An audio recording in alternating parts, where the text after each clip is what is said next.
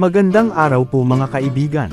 Welcome pong muli sa aming munting backyard para sa isa na namang makabuluhan na episode. Nagkakaroon na naman ng mga parang butlig o galis ang dalawa naming alaga, gamutin namin sila at ito ang episode natin ngayon at kumustahin din po natin ang mga inahin. Kung mapapansin ay may mga butlig sila sa iba't ibang bahagi ng katawan, naglagay na rin ng sabon panlabas sa balat bilang insect repellent. Gamutin na para hindi na lumala pa at ibabahagi namin kung anong mga gamot ang ibibigay. Magbibigay po kami ng pen strep na tag 1 ml for 3 consecutive days, para po mamatay kung anumang bakterya na pumasok sa kanilang katawan.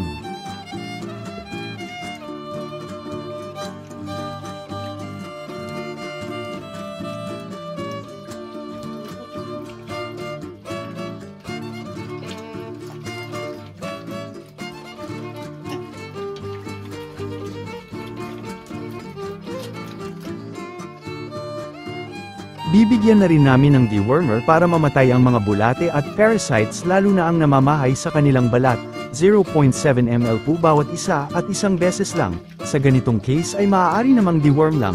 Nagbigay kami ng pen strep dahil dati ay nagkaroon ng galis ang isa sa kanila at hindi nadala sa dewormer lang.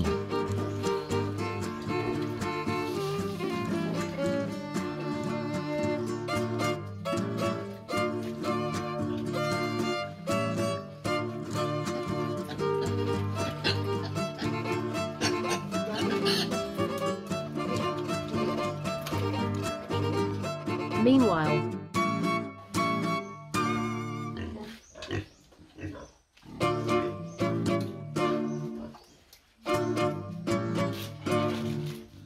ito naman ang nanay ng dalawa sa katabing kulungan na nasa 57 days na ang kanyang pinagbubuntis pang 8th parity.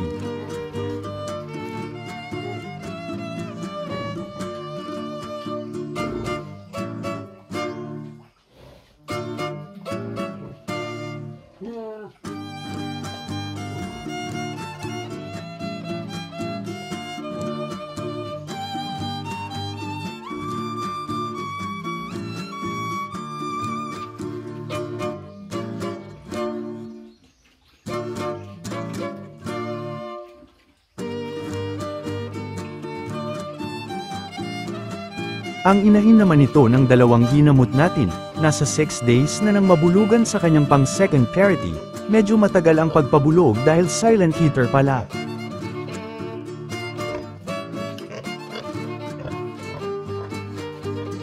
Sila naman ang mga anak ng katabing inahin.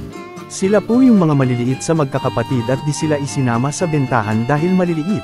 Aalagaan na lang muna namin hanggang umabot sa timbang na pangletsyon tsaka ibenta. Ito po ang isang pamamaraan namin kahit mga maliliit ay mapagkikitaan sa magandang presyo bilang pangletsyon.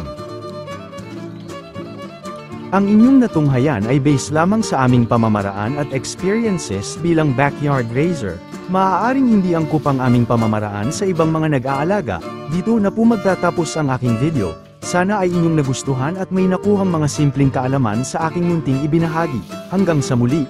Daghang salamat sa inyong oras sa panunood at happy farming po mga kaibigan.